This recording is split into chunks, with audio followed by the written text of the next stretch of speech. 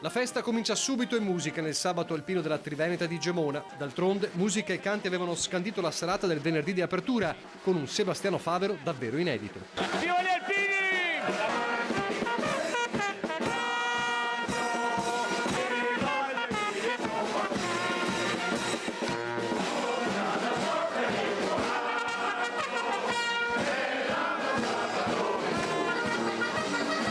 Dai canti all'ufficialità per il numero 1 nazionale delle penne nere, perché nel sabato alpino la festa si intreccia con l'omaggio della memoria. Oggi si comincia come prevediamo e come prevede il nostro cerimoniale con l'alzabandiera, con l'onore ai caduti, e questo è il momento importante del ricordo della memoria.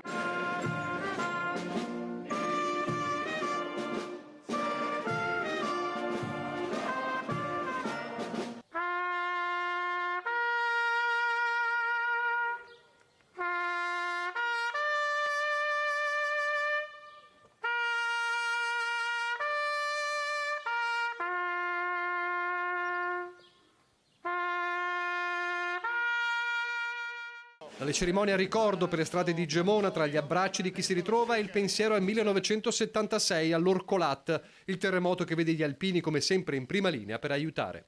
Tirare sempre fuori gente o morta o anche ferita non era bello, però diciamo che l'età, sei giovane, sei spensierato, sei tutte quelle cose lì.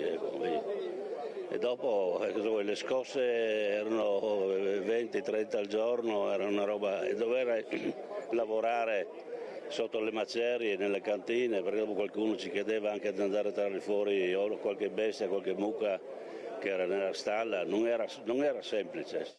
È memoria anche uno dei simboli alpini, il mulo. Assenti a Genova per problemi burocratici, eccoli i 6 animali delle salmerie di Vittorio Veneto, un simbolo da mantenere, e per questo le penne nere hanno bisogno di tutti.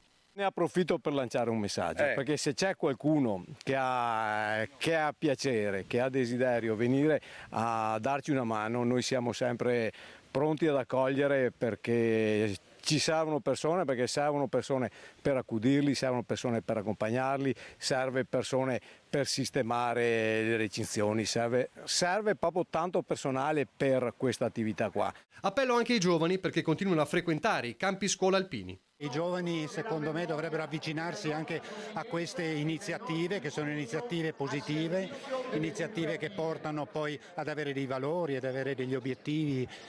Niente, l'invito è: venite con noi. Oh valore alpin, difendi sempre la frontiera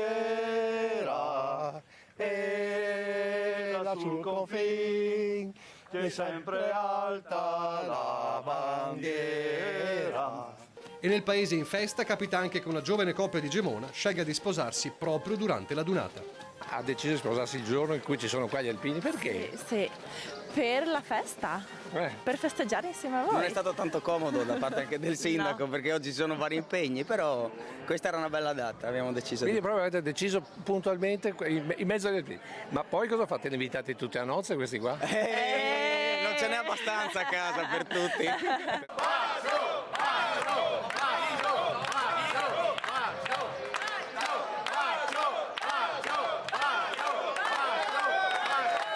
Evviva gli sposi! Evviva!